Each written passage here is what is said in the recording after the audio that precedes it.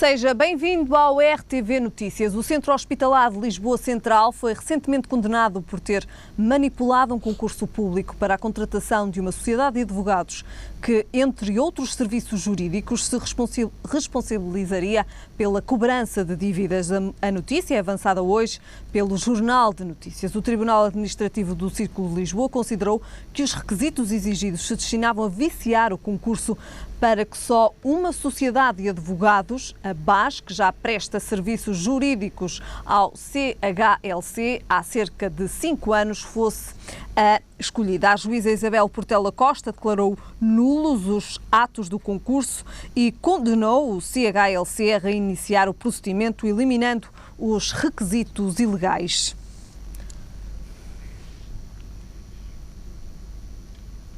Hoje a atualidade desportiva fica marcada pela saída de Lopetegui do Futebol Clube do Porto. Gil Nunes, boa tarde. Olá, Obrigada boa tarde. Já pela tua presença. Obrigado. Gil, como é que comentas esta saída de Roland Lopetegui do Futebol Clube do Porto? É um treinador que nunca reuniu consensos, que estava a gerar um grande frição, quer ao nível dos adeptos, quer ao nível da própria direção, da própria SAD.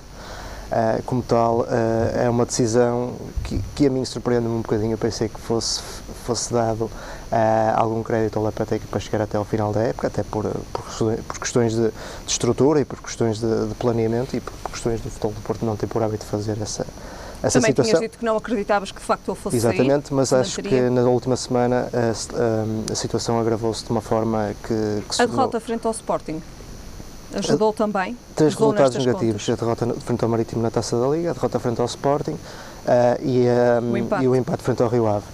Seja como for, eu acho que em termos táticos que se via que o Futebol do Porto não dava muito mais que aquilo. Viam-se poucas soluções em termos de jogo. Falando um bocadinho do jogo do Sporting, o Lopetegui mais uma vez não leu mal aquilo que deveria fazer para vencer o Sporting, ou seja, apostou num 4-3-3 cujo intuito era obrigar a que o Sporting, que joga com muitos jogadores na zona central e que privilegia um futebol em que deixa um bocadinho de lado o passe longo em detrimento do passe curto. O passe curto é muito vincado na equipa do Sporting. O Lopetegui viu isso, quis espraiar e quis alargar a equipa do Sporting, provocando alguns riscos. No entanto, o Jorge Jesus não foi na cantiga, teve sempre uma atitude dominadora e taticamente acabou por ser um jogo relativamente fácil para o Sporting. Ainda no Sporting, ainda sobre o jogo com o Sporting, acreditavas que o Porto pudesse perder por uma vantagem tão grande? Eu acreditava que o Futebol Clube do Porto pudesse perder. Aliás, no comentário da semana passada já tinha dado esse prognóstico, porque parece que há uma fasquia que o Futebol Clube do Porto, ou havia antes, uma fasquia que o Futebol Clube do Porto não conseguia ultrapassar. Havia-se pouco trabalho, sobretudo em termos de treino, poucas soluções em termos de movimentações que conseguissem, por assim dizer, criar novas oportunidades de golo, ter outro tipo de posicionamento defensivo. Eu não tenho falado aqui, mas ontem vi num programa televisivo da concorrência, que de facto é um aspecto que eu não tenho muito vincado. O Lopetegui passou a jogar com uma defesa individual, portanto marcações individuais, algo que não era muito vulgar no Futebol Clube do Porto. O Futebol Clube do Porto continuava a sofrer muitos golos de bola parada, mas voltando um bocadinho ao meu raciocínio, poucas eram as situações. O Futebol Clube do Porto era de tal forma cristalizado e de tal forma repetitivo em termos ofensivos, sempre da bola do meio para a ala, tentando estabelecer aqueles desequilíbrios na ala. O Futebol Clube do Porto tem alas de grande nível, alas ao nível dos melhores do mundo, mas de tal forma que o filme é exibido de tal forma repetido que acaba por ser uma equipa previsível. Viu-se o Rio Ave com menos argumentos que o Sporting, mas o jogo acabou por ser mais do mesmo. Portanto, bola no corredor central, jogada para a ala, tentativa de desequilíbrio e cruzamento. Isto acaba por ser muito fácil. Parece que há um manual que faz com que as equipas adversárias, mesmo que sejam organizadas, viu-se por exemplo a equipa do Feirense também na Taça de Portugal fez exatamente a mesma coisa. Equipas minimamente organizadas, com muitos homens no corredor central, conseguiam bloquear este Futebol Clube do Porto do Lopetegui. A situação já vinha do ano passado, este ano as soluções voltaram a não aparecer, portanto continuava a ser mais do mesmo, e em face o Futebol Clube do Porto ter muita margem a este treinador para tentar inverter a situação, ou seja, para nos jogos ver outro tipo de futebol, e infelizmente para o Lopetegui acabou por, eu acho que essa pouca demonstração de trabalho de treino, em comparação com o que podemos ver, por exemplo, no Benfica ou no Sporting, essa pouca demonstração de criação de soluções através do treino, que não eram expostas no jogo, acabou por ser fatal para o Lopetegui, que não ficará com a sua carreira muito otimista a partir de agora. Portanto, ele teve condições de excelência para triunfar no Futebol Clube do Porto, condições que nunca foram dadas a nenhum treinador, e falhou. Portanto, em termos de crédito, em termos de crédito como treinador e como marca, é um treinador que fica algo beliscado, e que penso que terá que fazer algum período sabático para recuperar, e a partir a posteriori tentar recuperar alguns pontos positivos que teve na sua passagem pelo Futebol Clube do Porto. Portanto, no ano passado, a qualificação para os quartos de final da Liga dos Campeões, e o lançamento de alguns jovens promissores, como é o caso do Rubén Neves, que de facto penso que foi o momento mais feliz que ele teve. As notas positivas do Lopetegui. Foi a sua principal nota positiva.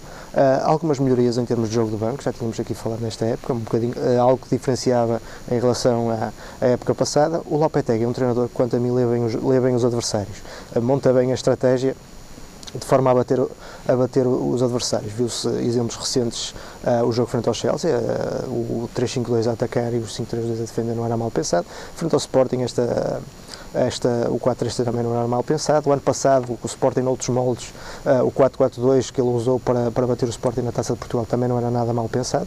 Portanto, e vários outros exemplos, estes são os que me estão a ocorrer na cabeça de relance, que mostram que o Lopetegui não é um indivíduo desprovido, é um indivíduo que sabe ler bem o adversário. Mas depois, como não tem grandes soluções trabalhadas ao nível de treino, o Futebol Clube do Porto quase que desagua num futebol cristalizado e num futebol repetitivo. Portanto, acho que o agravamento desta semana acaba por ter um desfecho que penso que será melhor para o Futebol Clube do Porto. Penso que o Futebol Clube do Porto ficará melhor neste período pós-Lopetegui.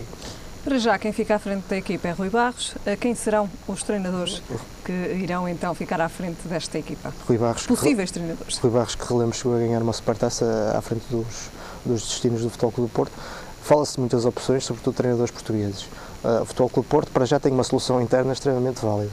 O Luís Castro é um técnico altamente competente e tem capacidade para treinar o Futebol Clube do Porto. Regressaria, neste caso, à equipa principal? Regressaria à equipa principal. O Luís Castro substituiu o Paulo Fonseca há 3 anos, numa altura em que o Futebol Clube do Porto tinha dos piores plantéis que eu tenho memória, e ainda assim conseguiu fazer algumas omeletes sem ovos. Eu dou o exemplo da eliminatória frente ao Nápoles, o Nápoles do Higuaín, o Nápoles do Amsic, o Nápoles com uma das melhores equipas da Europa naquela altura, treinada pelo Rafa Benítez. Graças a um magnífico jogo de banco no São Paulo, o Luís Castro conseguiu, com uma equipa muito mais limitada, fazer chegar o Porto aos quartos de final da Liga Europa.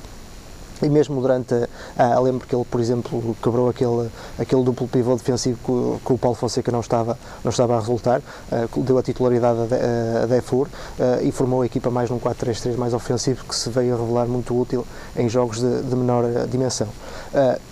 Penso que seria a minha escolha para liderar o Futebol Clube do Porto até ao final da época, porque, repito, até pela carreira que tem feito no Futebol Clube do Porto B, depois é um treinador que sabe adaptar muito bem a todos os modelos de jogo, na minha opinião. O Futebol do Porto B tem sido uma equipa muito versátil, é um treinador com um grande conhecimento do jogo, é um teórico do futebol, e é um indivíduo com provas dadas. Portanto, eu penso que seria a minha aposta para liderar o Futebol Clube do Porto.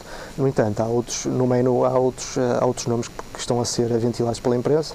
Fala-se muito que André Vilas-Boas terá um compromisso a partir da próxima época para assumir o comando do Futebol Clube do Porto. Portanto, o Futebol Clube do Porto, se o quisesse agora, teria de pagar uma indemnização avultada ao Zenit. Marco Silva, com um trajeto glorioso no Olympiacos, não sei se estaria muito interessado em sair agora, mas isto é tudo muito especulativo. O mesmo se passa com o Leonardo Jardim no Mónaco, que está em segundo lugar. Outros nomes estão a ser ventilados, menos prováveis, na minha opinião, o João Ferreira, também é um treinador altamente capaz, o próprio Nuno Espírito Santo, que acabou de sair do Valência, que é representado pelo Jorge Mendes, mas penso que a solução mais racional seria a integração de Luís Castro. Mas seja como for, vamos aguardar. Agora é tudo muito especulativo, fala-se muitos nomes. A única coisa que eu acho que posso dizer é que será um treinador português e com provas dadas e sem grande margem para risco. Será essa a minha aposta. Qual é que tem que ser o perfil do treinador do Porto? Tem que ser um treinador que conheça bem a realidade do futebol português. Portanto, a escolha de um treinador português é a mais sensata, e, sobretudo, um treinador que saiba de imediato qual é o problema da equipa. Portanto, ter em termos de treino uma forma de trabalhar que tire aqueles vícios de jogo que estão fundamentados no Futebol Clube do Porto, ou seja, aquele jogo obsessivo pelas alas que tem sido tão vincado no último ano e meio, e começa a dar mais jogo interior ao Futebol Clube do Porto. A partir daí o Futebol Clube do Porto poderá respirar melhor, mudar essa questão que tem sido lapso da minha parte, não tenho falado disso, mas ainda bem que ontem também vi um programa da concorrência para me alertar desse lapso. A defesa individual passar para uma defesa à zona, o Futebol do Porto de facto sofre muitos golos de bola parada, ter alguma maior sintonia entre os laterais, os adversários vão explorando muito as costas dos laterais, que também o Rio Ave fez com muita decisão, a própria instabilidade no meio campo, ter um meio campo mais sólido, portanto esses serão os problemas mais bicudos e pelo menos há uma vantagem, o novo treinador saberá quais os pontos onde poderá operar, eu não digo uma pequena revolução, mas poderá operar e começar a criar soluções. Eu penso que a partir do momento em que estas soluções começarem a ser criadas, o Futebol Clube do Porto tem capacidade para no imediato, em face da grande valia do seu plantel, a grande valia individual do seu plantel, dar um salto qualitativo bastante forte e a partir de agora penso que poderá ser mesmo um candidato ao título. Muito bem. O candidato ao título é sempre, mas a partir de agora de uma forma mais... Tem outras condições para ser candidato ao título. Exatamente. Corroboro das suas palavras na totalidade. Gil, falamos agora também, deixando um pouco de parte também aqui agora o Futebol Clube do Porto, já fizemos também aqui uma análise daquilo que foi o jogo frente ao Sporting. Falamos agora das declarações de Jorge Jesus e Rui Vitória. Eu penso que o Jorge Jesus quer ser estratega, mas ele nesse campo da estratégia dos mind games não tem muito talento para isso, de facto.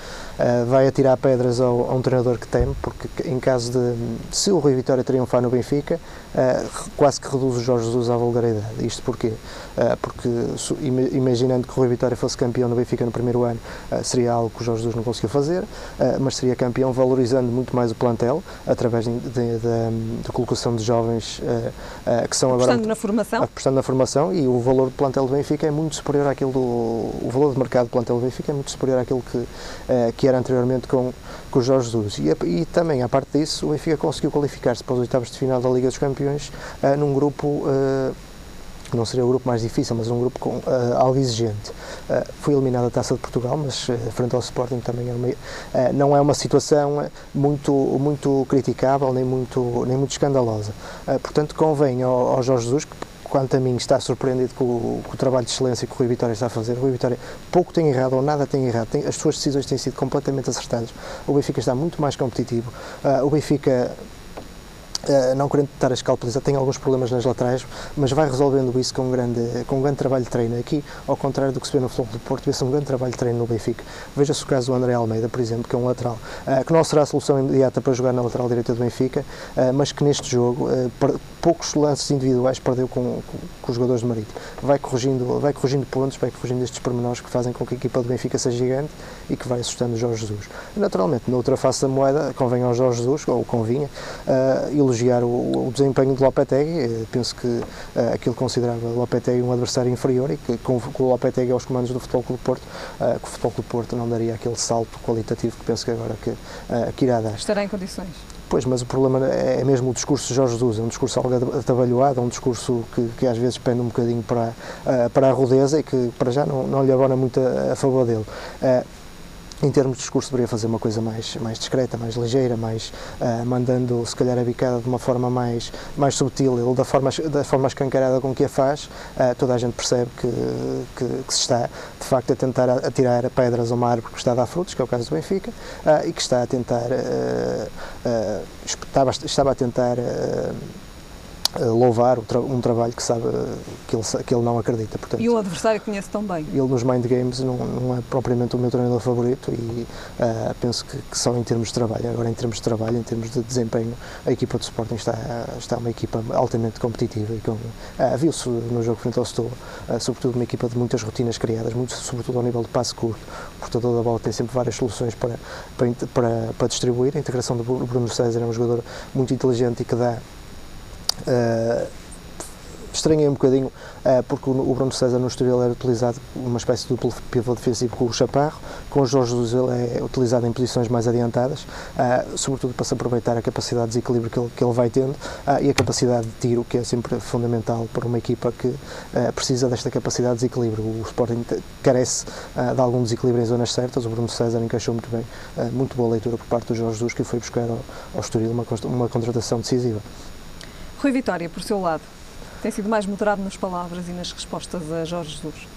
Tem sido moderado, mas sobretudo estes mind games dão-lhe algum crédito e dão alguma margem de manobra para poder ainda mais unir o plantel do Benfica e estar, e por certo, pelo que se vê, o plantel do Benfica está ao lado do seu treinador, e de que forma é que o Benfica poderá encarar os próximos desafios, tendo também esta perspectiva de que está no caminho certo. Estas palavras de Jorge Jesus dão a entender que o Rui Vitória está mesmo no caminho certo, como está.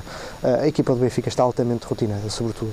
Viu-se os dois primeiros golos de Pizzi, 2 golos algo semelhantes, mas que revelam um grande estudo do adversário, alguma debilidade naquela zona entre a lateral direita e o central, pelo segundo que eu vi no jogo, aquelas entradas de rompante que os jogadores iam tendo naquele setor, cruzamento ao segundo posto, onde o Pizzi saía da posição do miolo para aparecer em zonas de finalização. Isso quase que resolveu o jogo. Depois o Benfica, com uma data de jogadas, o Benfica que procura muita linha também em termos ofensivos, não tem o Gaetano, mas o Carcelo entrou muito bem no jogo, também a interpretar muito bem esse pormenor. O Jonas vai ligando toda a equipa do Benfica, tem optado por Faiza em vez de Samaris. Samaris é mais poderoso na construção, mas em face desse elan, desse leque de jogadores que se vai desdobrando, o Rui Vitória prefere um jogador que seja mais forte no jogo aéreo e que tenha essa capacidade de destruir com mais eficiência do que aquilo que Samaris, apesar de ser um bom destruidor de jogo, mas não tem, se calhar, essa agressividade no bom sentido que Faiza apresenta. O Benfica tem alguns problemas nas laterais, que vai resolvendo, e alguns problemas também a sair a jogar a partir dos centrais. O Benfica tem algumas dificuldades também a jogar pelas faixas, mas seja como for, o Benfica vai tendo muito esse trabalho de laboratório, essas jogadas que vão sendo ensaiadas, cai muito no ponto fraco do adversário, joga muito em função das características do adversário, do ponto fraco do adversário, mas ninguém estaria à espera. Eu estaria, porque eu sempre confio nas capacidades do Rui Vitória, mas penso que Jorge Jesus não estaria à espera de um desempenho tão forte do treinador, e sobretudo um treinador que não tem errado. Isso está a causar alguns problemas. Tinha umas expectativas baixas relativamente. Tínhamos expectativas mais baixas, sobretudo que ele não conseguisse conduzir o seu Ferrari de uma forma tão agressiva nas curvas. O Rui Vitória tem jogado algo no risco, mas tem sido muito perspicaz, sobretudo nas substituições. Eu relembro aqueles jogos no princípio da temporada contra o Moreirense e contra o Estoril, 2 jogos em que o Benfica precisava dos 3 pontos, em que o Benfica tinha alguns problemas na primeira parte, e fruto das alterações que ele colocou, quase que colocou o Benfica a vencer o jogo. Lembro da altura que o Vítor Andrade foi decisivo, um jogador que agora tem desaparecido, o próprio Talisca. O Benfica, tendo o plantel mais fraco, tem vindo a criar soluções, e a vitória frente ao Marítimo mostra que é uma equipa em crescendo e que vai tendo muito também esse trabalho de laboratório, sobretudo em termos ofensivos, aquelas jogadas quase que são copiadas de um jogo para o outro, mas que parece que de um jogo para o outro vão nascendo novas jogadas, e é algo que de facto vê-se muito trabalho de treinador no Benfica, ao contrário daquilo que não se via no Futebol Clube do Porto. Que leitura podemos fazer desta vitória do Benfica frente ao Marítimo? Uma vitória que acabou por ser uma vitória fácil. O Marítimo, que é uma equipa, quanto a mim, muito talentosa do meio campo para a frente, vai sofrendo alguma ansiedade com a lesão do Gazzarri, que era um jogador que surgiu muito bem no princípio da época, que fazia essa ligação entre os setores. O próprio Fran Sérgio, utilizado na posição de pivô defensivo, deu algum crédito ao Benfica para poder explorar essa falta de compensação e de dobras que este jogador brasileiro costuma colocar. A partir daí o Benfica agigantou-se, sabendo que a defesa que era o ponto mais fraco do Marítimo. Portanto, uma boa leitura, quanto a mim, por parte do Rui Vitória, uma vitória que acaba por ser natural e que se tornou bastante avantajada a partir com o desenrolar do jogo. Não há uma diferença assim tão substancial entre as duas equipas, mas não deixa de ser uma vitória justa que o Benfica fez por merecer. Muito bem. Gil, fazemos agora aqui a antevisão daquilo que vai ser o fim de semana. O Nacional Benfica, algumas dificuldades que o Benfica pode ter. O Nacional contra o Belenenses, o Boubacar pareceu renascer um bocadinho naquele meio campo, complementado pelo Luís Aurélio, que vai tendo algum faro de golo. É uma equipa com alguns pontos de semelhança com o Marítimo. Falámos há bocadinho que o Marítimo tem uma equipa que do meio campo para a frente joga muito bem. O Nacional também tem essa característica, é uma equipa que tem dos melhores avançados do campeonato, o Tiquinho Soares.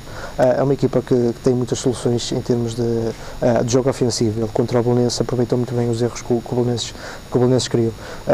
Mas penso que a receita que o Benfica irá utilizar será uma receita muito semelhante ao que utilizou frente ao Marítimo, ou seja, muito jogo ofensivo, muito risco, não diria risco, mas um risco controlado que fará com que o Benfica poderá sair vencedor deste jogo. O Benfica que tem resguardado o Gonçalo Guedes, e eu não penso que seja por assédio ou por qualquer extrapolação em termos de contratação, eu penso que será mesmo algum refrescamento do jogador, um jogador com 18 anos que vai acusando um bocadinho o fator físico de forma mais vincada que os demais, mas penso que neste jogo poderá ser giro. Será um jogo com golos, será um jogo em que o Benfica vai arriscar, e penso que se sairá bem, porque em condições normais tem condições para vencer o Nacional, que tem, não diria que são equipas semelhantes, mas um figurino em termos de pontos fracos muito semelhante, muito parecido com o que o Marítimo apresenta, portanto a receita será muito semelhante. Contra o Boa Vista Porto, o Porto com alguma ansiedade natural para vencer o jogo. O Boa Vista que vai estando em crescendo. O Boa Vista não merecia ter perdido o jogo frente ao União da Madeira. O Boa Vista fez agora uma contratação muito cirúrgica e muito inteligente, que é o Ruben Ribeiro, um jogador que parece que pode dar alguma luminosidade àquele meio campo, que me parece algo indefinido. O Sanches puxou muito bem o Tengarrinha para a posição de pivô defensivo, e com isso tem dado uma maior clarividência à frente de ataque. O Boa Vista é muito infeliz frente ao União da Madeira, não merecia ter perdido o jogo a partir de agora, mas penso que o Boa Vista não estará assim tão maduro, até pela derrota que esteve não nesta jornada, mas na anterior, frente ao Moreirense, para fazer face a um Futebol Clube de Porto, que mesmo, tendo em conta todos os seus problemas, mas penso que terá condições para vencer o jogo. Não será um Futebol Clube de Porto muito diferente daquilo que mostrou com o Lopetegui, ou seja, será um figurino muito semelhante, mas o Futebol Clube de Porto é claramente favorito. Em condições normais também penso que vai vencer o jogo. Algumas dificuldades pode ter o Sporting, frente a defesas algo fechadas, e o Sporting de Braga sabe se fechar muito bem. A linha defensiva do Sporting de Braga, que é sempre uma incógnita, nunca se sabe quando é que Paulo Fonseca vai apostar em Ricardo Ferreira ou em André Pinto. No último jogo foi em André Pinto, mas tem sido Ricardo Ferreira. Penso que Ricardo Ferreira é mais forte que André Pinto em termos de jogo aéreo, mas quando quer sair a jogar, geralmente coloca o André Pinto. Tem sido uma equipa algo mutável, mas é uma equipa que defende muito bem. O Braga causou muitos problemas ao Futebol Clube de Porto no Dragão. É uma equipa sólida em termos sofre muito poucos golos, e o Sporting quererá mais uma vez colocar alguns argumentos que tem, que são fortes.